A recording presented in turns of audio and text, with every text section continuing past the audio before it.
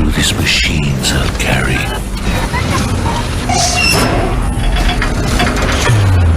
The burden of my brothers and sisters' pain. So I'll find you. You can hide in the distance between shadow and dust, but I'll strike you down when you betray our trust. So I'll find you. That's my job. That's my mission. That's my promise. I'll find you.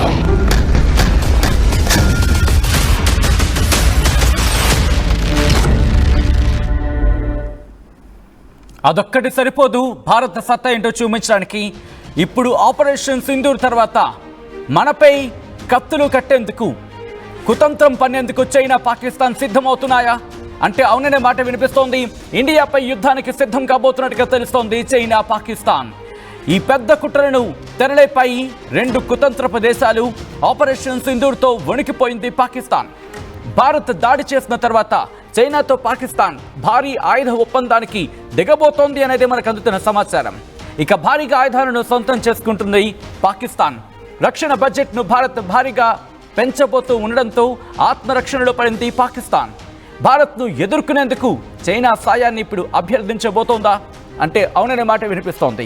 China నుంచి ఆయుధాల కొనుగోలుకు international monetary fund సాధారణంగా IMF అంటూ ఉంటారు. ఈ నిధుల వినియోగానికి తెరలేపబోతోంది పాకిస్తాన్ అంటూ పెద్ద ఎత్తున చర్చ జరుగుతోంది. పాకిస్తాన్కు భారీ డిస్కౌంట్లో చైనా ఆయుధాలు సమకూర్చబోతోందా అంటే అవుననే మాట వినిపిస్తుంది. ఎందుకు ఆ మాట వినిపిస్తుందో చెప్పనా. ఇక్కడ సిపెక్తో పాటు పాకిస్తాన్లోని మరెన్నో మౌలిక వసతుల కల్పనకు, దాంతోపాటు పాకిస్తాన్ అభివృద్ధికి సాయం చేయబోతోంది పాకిస్తాన్కి చైనా. ఈ నేపథ్యంలోని 2017 నుంచి పాకిస్తాన్లో భారీగా చైనా పెట్టుబడులు పెడుతోంది. పాకిస్తాన్ స్టాక్ ఎక్స్చేంజ్లు 40% వాటా కొంది చైనా అంటే అర్థం చేసుకోవచ్చు అక్కడ చైనా ఎటువంటి కుతంత్రాలకు తెరలేపుతోందో. మరి ముఖ్యంగా అక్కడ రైల్వేలకు సంబంధించి రైల్వే లైన్ల అభివృద్ధికి, దాంతోపాటు మరికొన్ని ఇన్ఫ్రాస్ట్రక్చర్ డెవలప్మెంట్ ప్రోగ్రామ్స్కి పెట్టుబడులు పెడుతోంది మాయదారి చైనా. దాంతోపాటు మన భారత్ ఇప్పుడు భారీగా బడ్జెట్ని పెంచడంతో మరి ముఖ్యంగా 50,000 కోట్ల రూపాయలు, రిమెంబర్ 1 కాదు 2 కాదు, ఏకంగా 50,000 కోట్ల రూపాయల బడ్జెట్ని డిఫెన్స్ కోసం వెచ్చించబోతూ ఉండడంతో ప్రస్తుతం పాకిస్తాన్ తల బాదుకుంటోంది. ఇటు భారత్ కొట్టే దెబ్బ ఏ స్థాయిలో ఉంటుందో ఆశించడం కూడా కష్టమవుతోంది. దీంతో ఎదుర్కొనేందుకు కుతంత్రాలకు తెరలేపింది. ఇప్పటికే $1 బిలియన్ IMF నుంచి అందుకుంది పాకిస్తాన్. ఇప్పుడు దాన్ని వెచ్చించేందుకు ఆ డబ్బును అసలు ఎందుకు ఇచ్చింది IMF? నీ ప్రజలు అడుక్కు తినే పరిస్థితికి వచ్చింది, తిండి కూడా లేని పరిస్థితులు అనుకునే నేపథ్యంలో వాటిని ఉపయోగించే వారిని కాస్త పైకి లేపే ప్రయత్నం చేయి, వాళ్ళకి తిండి పెట్టు అని డబ్బులు ఇస్తే ఉగ్రవాదానికి మళ్ళీ ఖర్చు పెట్టబోతోంది ఇప్పటికి మన పాకిస్తాన్. ఇప్పుడు ఆ డబ్బుని మళ్ళీ ఈ వెపన్స్కి, ఈ ఆర్టిలరీ కొనుగోలుకి అది ఎవరికిస్తోంది? మళ్ళీ చైనాకి. ఇక్కడ ఈక్వేషన్స్ చాలా డిఫరెంట్గా ఉండబోతున్నాయి. మాట్లాడుకునే ప్రయత్నం చేద్దాం. మా ప్రతినిధి కృష్ణమోహన్ అప్డేట్స్ అందించేందుకు సిద్ధంగా ఉన్నారు. కృష్ణమోహన్ దగ్గరికి వెళ్ళే ప్రయత్నం చేద్దాం. అంతకన్నా ముందు ఇదే అంశానికి సంబంధించి అప్డేట్స్ అందించేందుకు మధు సిద్ధంగా ఉన్నారు. మధు, ఇప్పుడు చైనా పాకిస్తాన్ రెండూ కలిసి భారత్ మీద కుట్ర పనేందుకు తెరలేపాయి అనేది అందుతున్న సమాచారం. ఎటువంటి వ్యూహంతో వెళ్ళే అవకాశం ఉంది? మరి ముఖ్యంగా చైనా పాకిస్తాన్ ఈక్వేషన్స్ ఎలా కలిసే అవకాశం ఉందనుకోవాలి? ఇక్కడ భారత్ అభివృద్ధి చెందుతున్న దేశం. ఈరోజు ప్రపంచంలో అత్యంత వేగంగా ఆర్థిక అభివృద్ధితో పాటు ఇన్ఫ్రాస్ట్రక్చర్ రంగంలో కానీ, మ్యాన్ పవర్ రంగంలో కానీ, కొత్త రకాలైనటువంటి ఈ స్టార్టప్స్ విషయంలో కానీ, సో అనేక రకాల బిజినెస్లకు కొత్తగా అవకాశం కల్పిస్తా ఉంది భారత్. సో ఈరోజు నిజంగానే $5 ట్రిలియన్ బిలియన్ గా ఎదగబోతా ఉంది ఎకానమీ అనేటువంటి కూడా ప్రధాని మోదీ చెప్పే ప్రయత్నం చేస్తారు. ఈ నేపథ్యంలో ఏదో ఒక రూపేణా భారత్ ను అడ్డుకోవాలి అనేటువంటి ఆలోచనను చైనా ఇంకా ఇతర దేశాలు చేస్తూనే వస్తా ఉన్నాయి. ఎందుకంటే పక్కనే ఉంది సేమ్, దాదాపు చైనా జనాభా మన జనాభా ఒక రకంగా సంఖ్యాపరంగా చూస్తే దరిదాపుల్లోనే ఉంటాం, చైనా కానీ భారత్ కానీ. ఇప్పుడు చైనాలోనేమో చాలా పెద్ద ఎత్తున కురవృద్ధులు ఉంటారు. ఇప్పుడు భారత్ విషయానికి వస్తే ఎక్కువగా యంగ్ ఉన్నారు.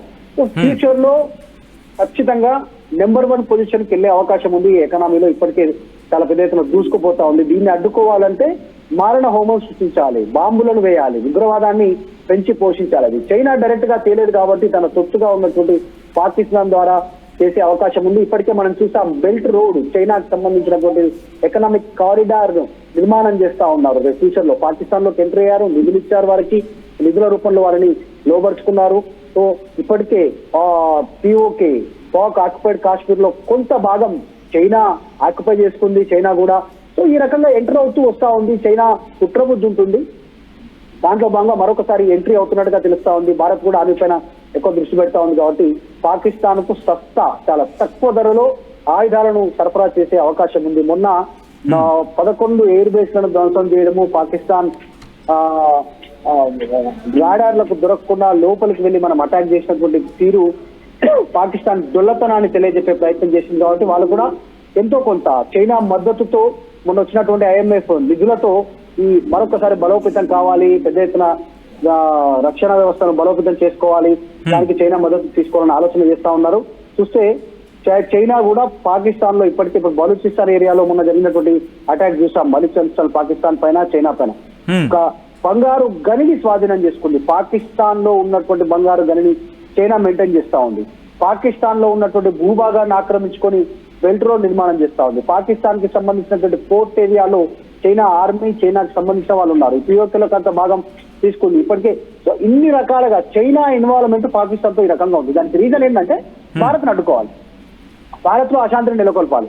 దీంట్లో భాగంగా ముందుకు పోతా ఉన్నారు. కాబట్టి త్వరలోనే పాకిస్తాన్ కు అత్యంత తక్కువ ధరకి అవసరమైతే ఆయుధాలను సరఫరా చేయడానికి చైనా సిద్ధంగా ఉన్నట్టుగా తెలుస్తా ఉంది ఈ రకంగా. సో పేరుకే పాక్ అయినా పాక్ లో 30 నుంచి 40% పెత్తనం అంతా చైనాది ఉన్నట్టుగానే చర్చ జరుగుతూ ఉంది. కాబట్టి త్వరలోనే మరి పాక్, చైనా ఇద్దరు కలిసి భారత్ అత్యంత ప్రమాదకరంగా పరిణమించే అవకాశం ఉంది. దాంట్లో భాగంగా అడుగులు పడతా ఉన్నాయి.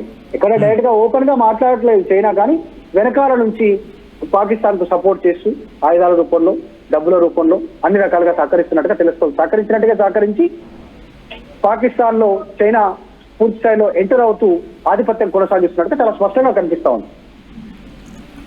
రైట్ మీద ఒక్కసారి మీరు లైన్లో ఉండే ప్రయత్నం చేయండి. ప్రస్తుతం మన బడ్జెట్ ఇంకొక 50,000 కోట్ల రూపాయలు పెరగబోతున్న పరిస్థితి అంటే 2025-26కి ఇప్పటికే భారత ప్రభుత్వం 6.81 లక్షల కోట్లు, వింటున్నారా, 6.81 లక్షల కోట్ల రూపాయలని డిఫెన్స్ కోసం కేటాయించింది. అంటే 9.2% కేటాయించింది. ఇప్పుడు ఈ బడ్జెట్కి ఇంకొక 50,000 కోట్ల రూపాయలు యాడ్ కాబోతోంది. అంటే సుమారు ఇంకా క్రాస్ చేసుకుంటే 7 లక్షల పైచులకు వెళ్ళబోతుందన్నమాట. సో ఇప్పుడు 13% కాబోతుంది. ఒక విధంగా చూసుకుంటే కనుక 13%. మిగిలిన వాటితో చూసుకున్నప్పుడు ఈ 13% అంటే హైయెస్ట్గా కనిపిస్తోంది. మిగిలిన ఏ శాఖలో చూసుకున్నా 2024-25 చూసుకున్నప్పుడు 6.22 లక్షల కోట్లు మనం మన డిఫెన్స్ మీద వెచ్చించాం, మనం ఖర్చు పెడుతున్నాం. అంటే ఒక రకంగా చూసుకుంటే మనం మొత్తం బడ్జెట్లో డిఫెన్స్కి మనం అత్యధిక ప్రాధాన్యత ఇస్తున్నాం. 2%, 3% ఉన్న రోజుల నుంచి ఈరోజు మనం 9% రీచ్ అయ్యామనేది వినిపిస్తున్నమాట. అంటే ఇప్పుడు భారతదేశం ఏ స్థాయికి వెళ్ళబోతోంది, ఇప్పుడు ఇదే వెన్నులో వణుకు పుట్టిస్తోంది. ఎందుకంటే ఏషియాస్ ఇజ్రాయెల్ అనే మాటని భారత్ దక్కించుకోవడం, ఆ పిలుపు వినిపించడం పాకిస్తాన్కు భయం పట్టుకుంది. అందుకే ఇక లాభం లేదు, చైనాతో దోస్తానా కలపాల్సిందే, పూర్తి స్థాయిలో దోస్తానా కలిపి ఇటు భారత్ మీద యుద్ధానికి దిగాల్సిందే అంటూ ప్లాన్ చేస్తున్నట్టుగా తెలుస్తోంది. కానీ గుర్తుపెట్టుకో, పాకిస్తాన్ నీకు ఇంకా ఎక్కువ రోజులు ఉండవు. అప్పుడు ఒకసారి మా ప్రతినిధి మధు దగ్గరికి వెళ్ళే ప్రయత్నం చేస్తున్నాను. మధు దగ్గరికి వెళ్ళే కన్నా ముందు ఇక్కడ మీ కమెంట్స్ నాకు చాలా ఇంపార్టెంట్. ఎందుకంటే మీరు, నేను, మనందరిది ఒక్కొక్క రూపాయి మన బడ్జెట్లో మనం పెట్టడం జరుగుతోంది. అంటే మనం ఒక 100 రూపాయలు సంపాదిస్తున్నాం అనుకుందాం. ఫర్ సపోజ్ 9.2% అన్నారు కాబట్టి మొత్తం బడ్జెట్లో. అంటే మీరు ఒక 100 రూపాయలు లేకపోతే ఒక 100 రూపాయలు అనుకుంటే దాంట్లో మనం ఇప్పుడు 10 రూపాయల నుంచి 13 రూపాయలు మన రక్షణకు ఖర్చు పెడుతున్నాం, అంతే కదా. టోటల్ పర్సంటేజ్లో ఒక 9.2% అనుకుంటే 9% అంటే 9 రూపాయలు మనం మన రక్షణ కోసం ఇస్తున్నాం. మన S-400 కోసం ఇవ్వడం జరుగుతోంది. దాంతోపాటు మనం ఇప్పుడు మన రక్షణ రంగానికి మరింత ఊతం ఇవ్వబోతున్నాం. భారత ప్రభుత్వం ఇప్పుడు రక్షణ రంగానికి పెద్దపీట వేయబోతోంది. ఇదే ఆ తిక్క పాకిస్తాన్కు, ఆ పిచ్చి పాకిస్తాన్కు అస్సలు ఉండబట్టడం లేదు. ఎలాగైనా భారత్ని ఏదో చేసేయాలి. మీరు చూడొచ్చు ఆ పిచ్చి వేషాలు ఇంతటితో ఆగలేదు వాళ్ళకి. మరి ముఖ్యంగా గాయం తిన్నా ఏమందాం, దేంతో పోలుద్దాం, ఎందుకంటే కుక్కతో పోల్చడానికి పాపం కుక్క బాధపడుతుంది. ఇంకో దేంతోనో పోలుద్దామంటే అవి బాధపడతాయి. బహుశా పాకిస్తాన్తోనో పోల్చాలేమో. గాయపడ్డ పాకిస్తాన్ని మళ్ళీ తిరిగి కోలుకొని భారత్ని దెబ్బ కొట్టాలనే ఆలోచనను ఉందన్న మాట కనీసం ఊహించగలమా? కానీ ఆ బుద్ధి వీళ్ళకుంది. అదే పాకిస్తాన్ అంటే, అదే పిచ్చి వేషాలంటే. మరి ముఖ్యంగా మన విదేశాలకు సంబంధించి ఎవరు అన్నారు, వీళ్ళ బుద్ధి ఎలా ఉంటుందంటే వీళ్ళు ఎక్కువగా ఊహించుకోవడమే వీళ్ళకున్న పెద్ద తప్పు. దీంతో చైనాతో ఇప్పుడు జంట కలిసే ప్రయత్నం చేస్తున్నారు. HQ-9 ఏ స్థాయిలో దెబ్బతిందో చూసాం. దీంతో వాళ్ళ డిఫెన్స్ వ్యవస్థ, ఎయిర్ డిఫెన్స్ సిస్టమ్ పూర్తిగా కుదేలైపోయింది. ఇప్పుడు భారత్తో వీళ్ళిద్దరూ కలిసి ఈ కుమ్మక్కయ్యి ఢీకొట్టే ప్రయత్నం చేస్తున్నారు.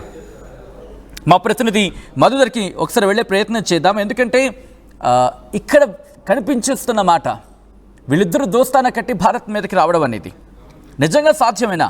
మీరు కామెంట్ చేసే ప్రయత్నం చేయండి. ఒకవేళ వస్తే కనుక ఏం జరిగే అవకాశం ఉంటుంది? ఒకవేళ ఇద్దరు కనుక వస్తే ఎస్, ఇండియాపై కుతంత్రం పన్నుతున్న మాట వాస్తవం. ఇది నేనంటున్న మాట కాదు, వాస్తవాలు ఒకసారి మీరు చూసే ప్రయత్నం చేయండి. పోనీ ఆ డబ్బులు ఇచ్చింది కదా, IMF ఇచ్చింది కదా, IMF ఇచ్చిన డబ్బులు ఎక్కడ పెడుతున్నాం అనేది చెప్పే ప్రయత్నం చేస్తుంది అమెరికా? పాకిస్తాన్ లేదు కదా. చైనా నుంచి ఆ డిఫెన్స్ కొనుగోలుకేక, చైనా నుంచి డిఫెన్స్ కొనుగోలు చేయదా?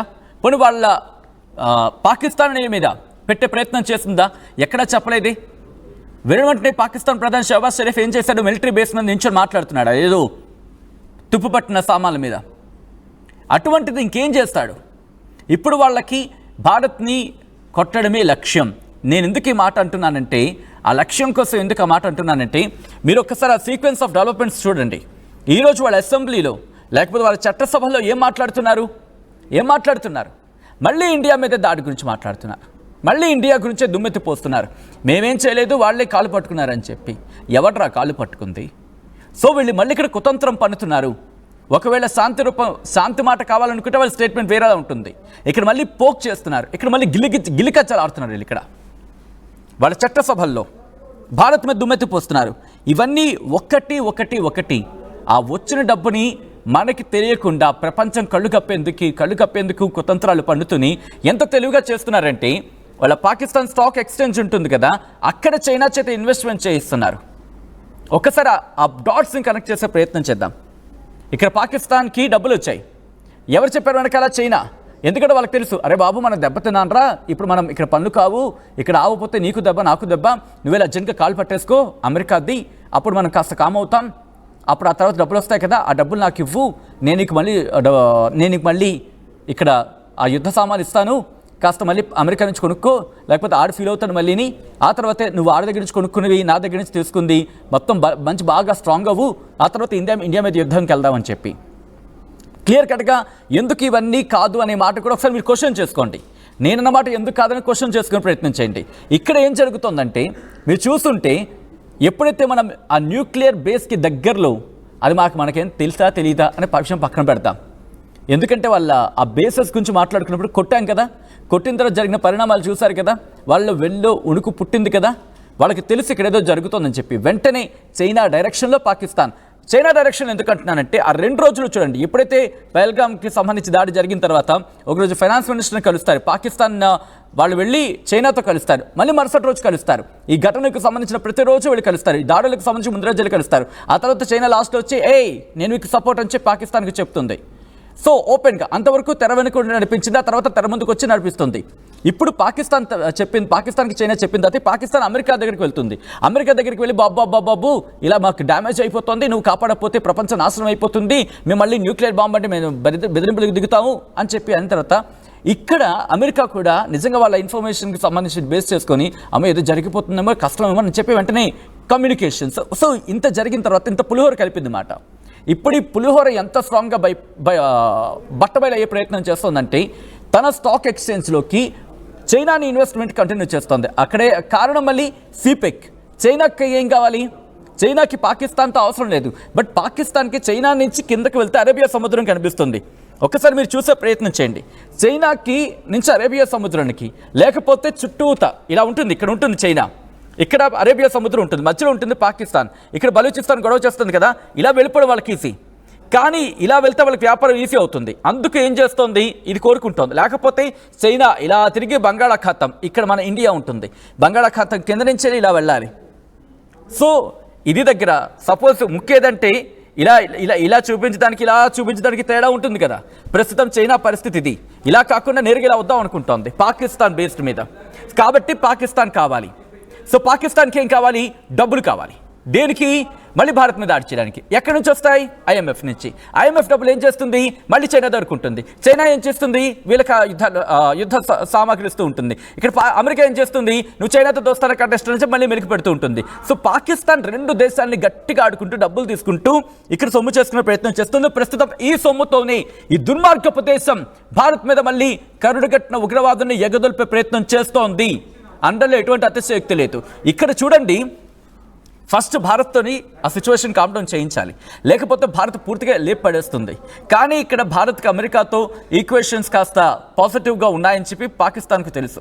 అందుకే ఇక్కడ భారత్కి సంబంధించి బాబు నువ్వు ఆపకపోతే భారత్ నన్ను ఎలాగైనా వేసేస్తుంది ఈరోజు అనేది ఇక్కడ పాకిస్తాన్తో కమ్యూనికేషన్ వెళ్ళిన తర్వాత ఈక్వేషన్స్ మారాయనేది అంతర్జాతీయంగా మనకు వినిపిస్తున్న మాట.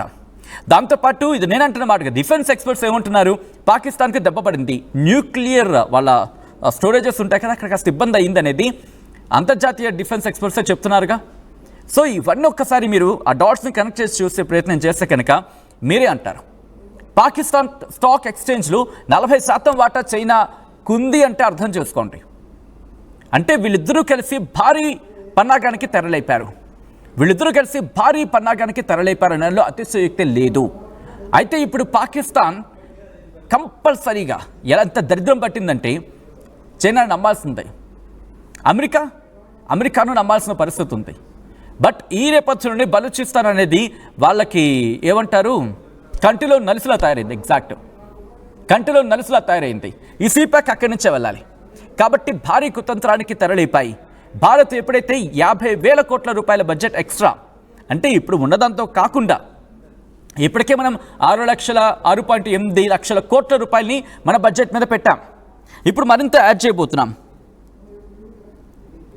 ఇప్పుడు ఏం జరగబోతుంది అనేది ఆసక్తిగా మారింది. మీరు చూస్తే కనుక ఇంత ప్రిసైజ్గా మీరు చూడొచ్చు. దాడికి ముందు అక్కడ మృతికే పరిస్థితి ఏంటి, దాడి తర్వాత మృతికే పరిస్థితి ఏంటి, వీటన్నిటిని ఇప్పుడు ప్రెసెంట్ మళ్ళీ డెవలప్ చేసుకోవాలి కదా.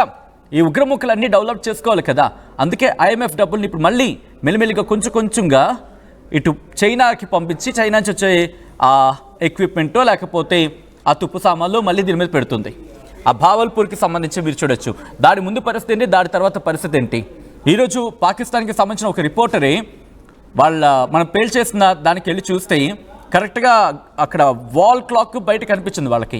కరెక్ట్గా 12:35 సందర్భంలో దాడి జరిగిందని కాస్త నిర్ధారించేలా ఆ వాల్ క్లాక్ మనకు కనిపించింది. సో ఇప్పుడు భావల్పూర్కి సంబంధించి మీరు చూస్తున్నారు దాడికి ముందు దాడికి తర్వాత. ఇదిగో సర్గోదా, ఇక్కడ కూడా దాడి తర్వాత పరిస్థితి చూస్తే భారీగా గొయ్యి ఏర్పడింది. సో ఇవన్నీ వీటిని ప్రస్తుతం పునరుద్ధరించుకోవాలి అంటే వాళ్ళ దగ్గర సరిపోదు. రహీం గారికి సంబంధించి సుకూర్కి సంబంధించి ఇవన్నీ కూడా దాదాపుగా పూర్తిగా నష్టమైపోయాయి. సో ఇక్కడ మీరు చూసే ప్రయత్నం చేయండి అండ్ కమెంట్స్ చదివే ప్రయత్నం చేస్తున్నాను. ఇప్పటికే కొంతమంది మాట్లాడారు ప్రపంచం మొత్తం ఎక్కువైనా ఇండియాను ఏం చేయలేరని చెప్పి. కరెక్ట్. దాంతోపాటు చైనా, పాక్ అండ్ బంగ్లాదేశ్. బంగ్లాదేశ్కి అంత సీన్ లేదు బ్రో ఈ ప్రస్తుతానికి అయితే మాత్రం. ఎందుకంటే పైన మనం కాస్త వాళ్ళకి మెలికి పట్టే ప్రయత్నం ఉంది, అది చేస్తే కనుక ఆగుతుంది. దాంతోపాటు సుకూర్కి ఓకే ప్రభాకర్ రావు టీ వాళ్ళు ఏమంటున్నారంటే రష్యా ఇండియా కలిసి కొత్త వెపన్స్ తయారు చేయాలి, అప్పుడు వీళ్ళందరూ నోరు మూస్తారని చెప్పి. ఎగ్జాక్ట్గా అది ఆల్రెడీ ప్రణాళికలో మనకి ఉన్నాయండి. ఆల్రెడీ కొన్ని జరుగుతున్నాయి, మనం అన్నీ రివీల్ చేయం కాబట్టి ఇప్పటికే ప్రణాళిక ఉంది. బట్ అట్ లాస్ట్ మొన్న వచ్చిన ఒక యుద్ధ వాహక నౌక, దాంతో లాస్ట్ రెండు కలిసి చేయడం. బట్ టెక్నాలజీలో మాత్రం సాయం తీసుకుంటాం మనం రష్యాది నిర్మోహమాటంగా. వాళ్ళకంత సీన్ లేదని చెప్పి జ్యోతి రాఘురు మెసేజ్ చేశారు. నేను చెప్తున్నా పాకిస్తాన్ని లేపేయండి. పాకిస్తాన్ లేచిపోవడం ఖాయం, ఎక్కువ రోజులు టైం పట్టకపోవచ్చండి. ఎందుకంటే పరిస్థితులు చూస్తుంటే ఒకరి కయ్యాన్ని కాలు దూతే కనుక జరిగేది అదే. మూడో ప్రపంచ యుద్ధాన్ని ముచ్చటగా పలకరించినట్టు ఉంటుంది పాకిస్తాన్. అప్పుడు అమెరికా నేరుగా రంగంలోకి దిగుతుంది. అమెరికా అప్పుడు క్వశ్చన్ మార్క్లో పడుతుంది, ఇటు చైనాతో వెళ్ళాలా లేకపోతే ఇండియాకి సపోర్ట్గా వెళ్ళాలా అని చెప్పి. ఆ టైంలో ఇండియాకి సపోర్ట్ రావడమే వాళ్ళకి ముఖ్యం. లేదు కాదు అనుకుంటే 150 కోట్ల మంది 35 కోట్ల మంది. అక్కడ ఈ క్వశ్చన్ అర్థమైపోతుంది. పాకిస్తాన్ ఎంత బుర్రుందో వాళ్ళకి తెలుసు, at the same time Bharat సత్తా ఏంటో తెలుసు. ఇంకా అమెరికా మర్చిపోయింది ఏంటంటే దాంట్లో ఉన్నది కూడా భారతీయులు, అమెరికాలు. సో ఇటువంటి ఈక్వేషన్స్, క్యాలిక్యులేషన్స్, పర్మిటేషన్స్, కాంబినేషన్స్ ఇవన్నీ చూసుకున్నప్పుడు ఇండియాపై యుద్ధానికి కనుక చైనా, పాకిస్తాన్ సిద్ధమైతే ఏం జరుగుతుంది అనేది మీ మాటల్లో చెప్పే ప్రయత్నం చేయండి. మనకి ఎవరి సత్తా ఉందో మనకు తెలుసు, బట్ ఎవరి సత్తా అవసరం లేకుండా ఢీకొట్టగల కెపాసిటీని మనం ఇన్బిల్డ్ చేసుకుంటున్నాం. అన్ని మొత్తం రివీల్ చేయం, బట్ కొన్ని రివీల్ చేస్తేనే అర్థమైపోతుంది.